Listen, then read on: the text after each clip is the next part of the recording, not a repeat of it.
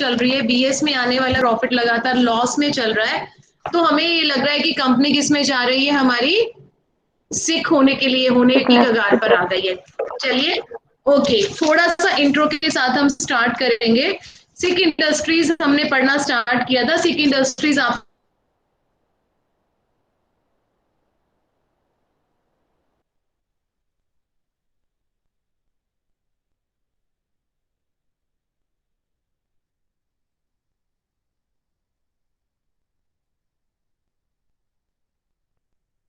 Ma'am आपकी voice नहीं आ रही।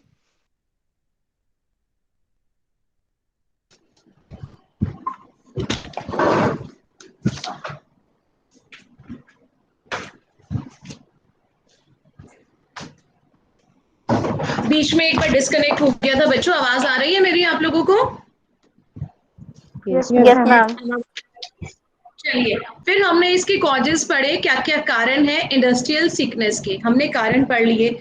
फिर कारण के अंदर हमने पढ़ा था कुछ एक बोन कारण होते हैं, कुछ अचीव्ड सिकनेस होती है, वो हम पढ़ चुके हैं। इसके बाद हम कुछ सजेशंस भी पढ़ चुके हैं कि क्या क्या सजेशंस है जिससे कि इंडस्ट्रीज को सिकनेस होने से बचाया जा सके, रुग्ण होने से बचाया जा सके। इसी के अंदर हम लोग पढ़ रहे हैं अब कुछ एक एक्ट जो गवर्नमेंट ने बनाए हैं ताकि इंडस्ट्रीज को सिक होने से बचाया जा सके। तो इसी एक्ट के अंदर सबसे पहला एक्ट हम पढ़ रहे हैं SICA, सिका एक्ट 1985, सिक इंडस्ट्रियल कंपनीज एक्ट 1985। ये क्या कहता है, इसको किस लिए एस्टेब्लिश किया गया, इसके क्या क्या ऑब्जेक्टिव है? सबसे पहली बात, इसको इसलिए एस्टेब्लिश किया गया ताकि ये पता लगाया जा सके कि सिक इंडस्ट्रीज कौन सी हैं, टाइमली पता लगाया जा सके।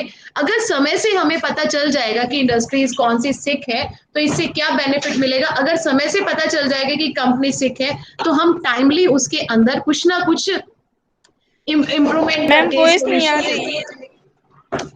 बच्चे, अगर हमें टाइमली पता चल जाएगा कि कौन सी कंपनी सिक है, समय से पता चलने पर हम उसके अंदर कुछ ना कुछ एडजस्टमेंट करके हम उसे बीमार होने से बचा सकते हैं। ठीक है, रुग्ण, बीमार मतलब बीमार नहीं कह सकते, रुग्ण होने से बचा सकते हैं। यानी कि उसमें जो लगातार लॉस आ रहे हैं उन लॉसेस को हम लोग प्रॉफिट में चेंज कर सकते हैं। बेसिकली सिका के दो ऑब्जेक्टिव हैं एस्टेब्लिशमेंट करने के रिगार्डिंग। पहला ऑब्जेक्टिव है बच्चे, टाइमली सिक इंडस्ट्रीज का पता लगाना। सेकेंड ऑब्जेक्टिव है सिक इंडस्ट्रीज को रिकंस्ट्रक्ट करने के लिए जो एक्सपर्ट सॉल्यूशंस देते हैं उन सॉल्यूशंस को जल्दी इंप्लीमेंट करके उन्हें तुरंत ठीक करना। तो बेसिकली दो कारण हो गए, दो ऑब्जेक्टिव हो गए। SICA 1985 के आने के, पहला समय से रुग्ण इकाइयों का पता लगाना, दूसरा जो रुग्ण इकाइयां हैं, सिक इंडस्ट्रीज हैं, उन्हें दोबारा से उठाने के लिए जो एक्सपर्ट सॉल्यूशन बताते हैं उनको उनको फास्टली इंप्लीमेंट करना। ठीक है, ये हमारे दो ऑब्जेक्टिव हैं सिका 1985 को लाने के रिगार्डिंग। अब इसने ये भी कहा है जो सिक यूनिट है उसकी कुछ डेफिनेशन भी दी है कि सिक यूनिट की ये डेफिनेशन है। According to this act 1985, sick industries की जो डेफिनेशन है वो ये है, वो कहता है जो भी कंपनी रजिस्टर्ड हो जाती है, रजिस्टर्ड होने के 5 साल के अंदर अंदर अगर वो उसकी जितने भी लॉस है, जितनी भी हानियां हैं, वो उसकी नेट एसेट्स के बराबर आ जाए या उनसे ज्यादा आ जाए, तो उस इंडस्ट्री को हम कहेंगे सिक इंडस्ट्री। फिर से मैं रिपीट कर रही हूँ, according to this act 1985, industry establish registered होने के बाद 5 साल के अंदर अंदर अगर उस कंपनी के लॉस कंपनी की नेट एसेट के इक्वल आ जाते हैं या उससे ज्यादा हो जाते हैं तो वो इंडस्ट्री क्या कहलाएगी? सिक इंडस्ट्री कहलाएगी। इसी के रिगार्डिंग, इस एक्ट के रिगार्डिंग जो सिक इंडस्ट्री है, तो उसके बाद जब इसने इस एक्ट ने डेफिनेशन दी कि ये जो सिक इंडस्ट्रीज होती हैं, तो उन इंडस्ट्रीज को दोबारा से उठाने के लिए गवर्नमेंट ने इस एक्ट को इम्प्लीमेंट किया। और जब इस एक्ट को इम्प्लीमेंट किया तो इस एक्ट की कुछ फीचर्स डिसाइडेड हुई। कौन कौन सी फीचर्स रही इस एक्ट की? वो है, सबसे पहली बात, ये जो एक्ट है पूरे इंडिया में एप्लीकेबल है, पूरे इंडिया पर लागू होता है। दूसरा, इस एक्ट को इंडिया में जितनी भी इंडस्ट्रीज हैं उन सब पे इम्प्लीमेंट किया गया। इस एक्ट का पूरे इंडिया पे इम्प्लीमेंट तो है ही है। दूसरा, जितनी भी इंडस्ट्रीज हैं उन सभी इंडस्ट्रीज पर ये एक्ट इम्प्लीमेंट है। अब कौन सी इंडस्ट्रीज को छोड़ा गया? सिर्फ एनर्जी वाली जो इंडस्ट्रीज होती हैं, जिनका रिलेशन आपकी शिप से रिलेटेड है, जहाजों से रिलेटेड है, उनको छोड़ के बाकी सभी इंडस्ट्रीज को इस एक्ट को इम्प्लीमेंट कर दिया गया।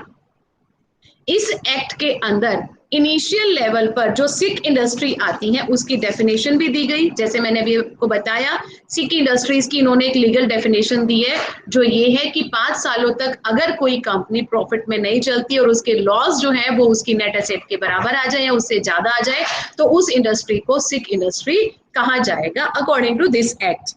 इसी तरीके से इसी एक्ट के काम को इंस्पेक्ट करने के लिए, वैल्यूएट करने के लिए एक बीआईएफआर को भी एस्टेब्लिश किया गया। बीआईएफआर क्या होता है बच्चे? Board for industrial and financial reconstruction. इस बोर्ड को एस्टेब्लिश किया गया और इसमें इस एक्ट के अंदर ये भी बताया गया कि इसके क्या काम होंगे, क्या पावर्स होंगी, क्या लाइबिलिटीज होगी, उनको भी एस्टेब्लिश किया गया अकॉर्डिंग टू दिस एक्ट। इनका मेन जो काम है वो यही है, चाहे आप सीका 1985 की बात करें या बीआईएफआर की बात करें, कि सिक इंडस्ट्रीज को समय से पहचाने और उनको दोबारा से रिकंस्ट्रक्ट करने के लिए कुछ स्टेप्स चले।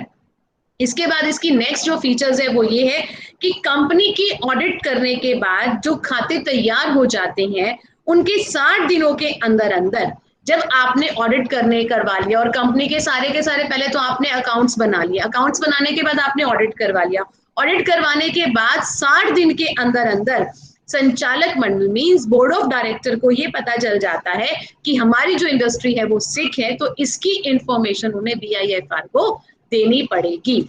याद रखिए बच्चे, इस एक्ट के अकॉर्डिंग जो फीचर्स है वो ये कहती है, अगर आपकी कंपनी के अंदर ऑडिटेड अकाउंटेड है, अंकेक्षित लेखी है, ऑडिटेड अकाउंट्स है, मतलब आपने अकाउंट्स बना लिए, उनका ऑडिटिंग करवा लिया है, उसके बाद आप 60 दिन के अंदर अंदर सिक इंडस्ट्री की इंफॉर्मेशन बीआईएफआर को देंगे। BIFR means board for industrial and financial reconstruction, जो सिका 1985 की वजह से बनाया गया। इसके बाद कहता है, चाहे स्टेट गवर्नमेंट हो, सेंट्रल गवर्नमेंट हो, आरबीआई हो, पब्लिक फाइनेंशियल इंस्टीट्यूशंस हो, शेड्यूल बैंक हो, अगर उन्हें किसी को भी ऐसा लगता है, चाहे उनका कोई क्लाइंट हो या कैसे भी उन्हें लगता है कि कोई इंडस्ट्रियल यूनिट है और पिछले 4 सालों से इन सबको, दोबारा से बताती हूँ बच्चे, चाहे आपकी सेंट्रल गवर्नमेंट हो या रिजर्व बैंक ऑफ इंडिया हो या आपकी स्टेट गवर्नमेंट हो, पब्लिक फाइनेंशियल इंस्टीट्यूशंस हो, शेड्यूल बैंक हो, इन सबको किसी भी इंडस्ट्रीज के रिगार्डिंग ऐसा लगता है जो पिछले 4 सालों से इसके जो लॉस हैं वो उसकी नेट एसेट्स के बराबर है, 50% के बराबर है या उनसे ज्यादा आ रही है, तो इन्हें उसकी इंफॉर्मेशन तुरंत बीआईएफआर को देंगे।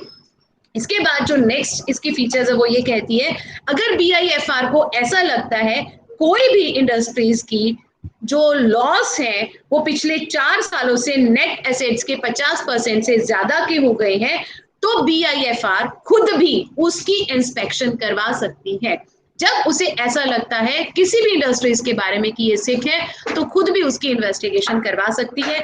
जरूरी नहीं है कि वो इसका वेट करे कि उसके पास कोई इंफॉर्मेशन लेके आएगा स्टेट गवर्नमेंट, सेंट्रल गवर्नमेंट, जैसा कि मैंने आपको भी बताया, तभी वो इंस्पेक्ट करवाएगी और अपने स्टेप्स को फॉलो करेगी, ऐसा कोई जरूरी नहीं है। अगर उसे भी पता चल जाता है तो रिगार्डिंग दैट वो भी एक्शन ले सकती है।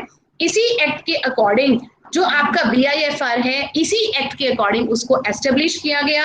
अगर बीआईएफआर के फैसले से आपकी सिक इंडस्ट्री सेटिस्फाई नहीं होती है, ये फीचर्स है बच्चे इस एक्ट की, सिका 1985 की, अगर जो बीआईएफआर है उसने डिसीजन ले लिया इन सिक इंडस्ट्रीज के रिगार्डिंग कोई भी, लेकिन इंडस्ट्री कहती है कि हम नहीं, बीआईएफआर से हम सेटिस्फाइड नहीं है, अगर वो उससे सेटिस्फाइड नहीं होते हैं तो 45 डेज के अंदर अंदर वो दोबारा से उसके रिकंस्ट्रक्शन के लिए दोबारा से अपील कर सकते हैं। कहाँ कर सकते हैं? वही सेम बात है, अगर नहीं होते हैं तो वही same, that is a board for industrial and financial reconstruction, BIFR में ही 45 डेज के अंदर अंदर दोबारा से रिकंस्ट्रक्शन के लिए वो अपील कर सकते हैं, वो ये एक्ट कहता है। फिर जो नेक्स्ट है इसकी फीचर्स आती है वो ये है, अगर कोई भी व्यक्ति या इंडस्ट्री इस एक्ट के प्रोविजंस को फॉलो नहीं करती है, BIFR के ऑर्डर्स को फॉलो नहीं करती है, उसके रिगार्डिंग ट्रूथनेस को फॉलो नहीं करती है, तो उसे 3 साल की स्ट्रिक्ट जेल और कुछ फी के रिगार्डिंग भी जुर्माना भी उसको भुगतना पड़ सकता है। तो ये है बच्चे हमारा SICA 1985 एक्ट, जो हमें ये कहता है कि आपकी सिक इंडस्ट्री कौन सी है, समय से उसको पता लगाइए और समय से पता लगाने के बाद उसके पुनरुत्थान यानी कि दोबारा से रिकंस्ट्रक्ट करने के लिए कुछ स्टेप्स को फॉलो कीजिए। देन आफ्टर मैंने आपको फीचर्स बताई, फीचर्स के अंदर SICA 1985 के तहत BIFR के को एस्टेब्लिश किया गया और इस एक्ट को पूरे इंडिया के अंदर जितनी भी इंडस्ट्रीज हैं उनके ऊपर इसको इम्प्लीमेंट किया गया, सिर्फ एनर्जी और शिपमेंट की इंडस्ट्रीज को छोड़ के। और ये कहा गया कि BIFR भी टाइम रहते पता लगाए कि कौन सी इंडस्ट्री सिक है और उसके पुनरुत्थान के लिए कोई ना कोई काम करे। सो दैट इज आपका ये एक्ट आता है, रुग्ण औद्योगिक कंपनी अधिनियम 1985, सिक इंडस्ट्रियल कंपनी एक्ट 1985, जिसके तहत सिक इंडस्ट्रीज को समय से पहचान के दोबारा से रिकंस्ट्रक्ट किया जाता है। अब जो BIFR है इसको थोड़ा सा हम डिटेल में पढ़ लेते हैं। BIFR को किस लिए एस्टेब्लिश किया गया, कौन होता है, क्या होता है। देखिए SICA 1985 के तहत 1987 में BIFR को एस्टेब्लिश किया गया। BIFR means board for industrial and financial reconstruction. Industries और फाइनेंशियल जो भी इंडस्ट्रीज है उनको दोबारा से रिकंस्ट्रक्ट करना, कब दोबारा से, जब वो सिक हो जाती हैं। इस बोर्ड में एक अध्यक्ष होता है और कम से कम 2 और ज्यादा से ज्यादा 14 मेंबर्स होते हैं। इन मेंबर्स को अपॉइंट सेंट्रल गवर्नमेंट करती है और ये जो मेंबर्स होते हैं ये आपके हाई कोर्ट के जज के तौर पर जो काम कर रहे हैं उसके लेवल के व्यक्ति होते हैं, क्वालिफिकेशन भी इनकी उस लेवल की होती है। आई रिपीट, BIFR के अंदर मिनिमम 2 मैक्सिमम 14 मेंबर्स होते हैं। मेंबर को सेंट्रल गवर्नमेंट अपॉइंट करती है और जब सेंट्रल गवर्नमेंट इन मेंबर्स को अपॉइंट करती है तो इन मेंबर की क्वालिफिकेशन हाई कोर्ट के जज के जो क्वालिफिकेशन होती है, जो लेवल होता है, उस लेवल की इनकी होती है और इनको काम का कम से कम 15 साल का अनुभव होना चाहिए और इन्हें as a high court judiciary के पद पर 5 साल के काम का भी इन्हें एक्सपीरियंस होना चाहिए।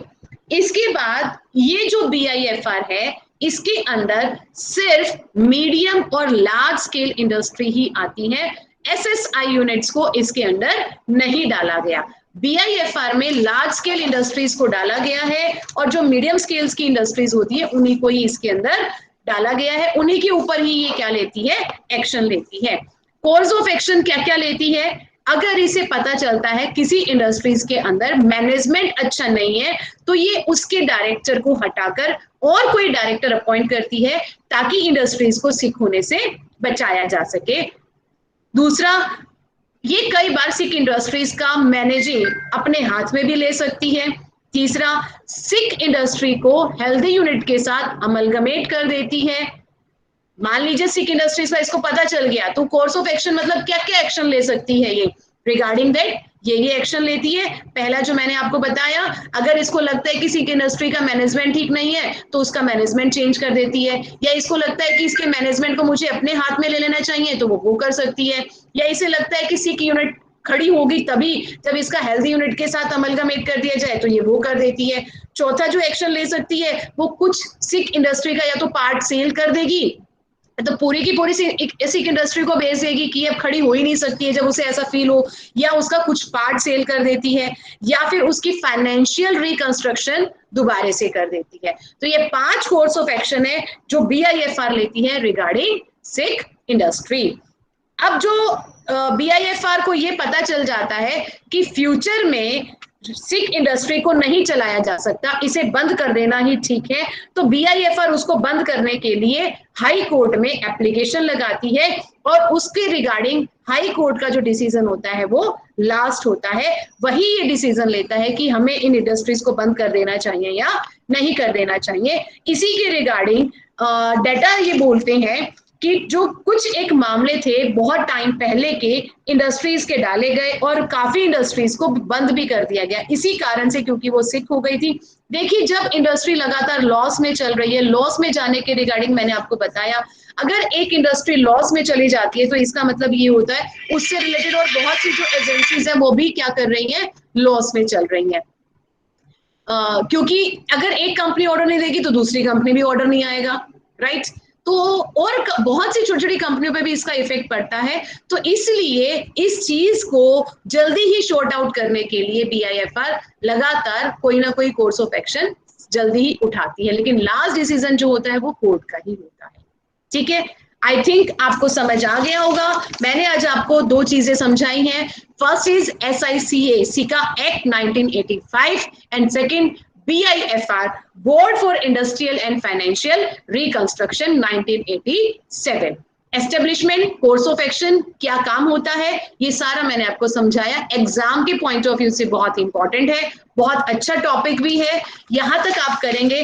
कल जो है हम लोग नेक्स्ट करेंगे इसी एक्ट का मॉडिफाइड रूप, कौन सा, 1985 में क्या था, अब फिर इसके अंदर कुछ चेंजेस कर दिए, वो आ गया है आपका सिक इंडस्ट्रियल कंपनीज रिपील एक्ट 2003। ये मैं आपको कल की क्लास में करवाऊंगी।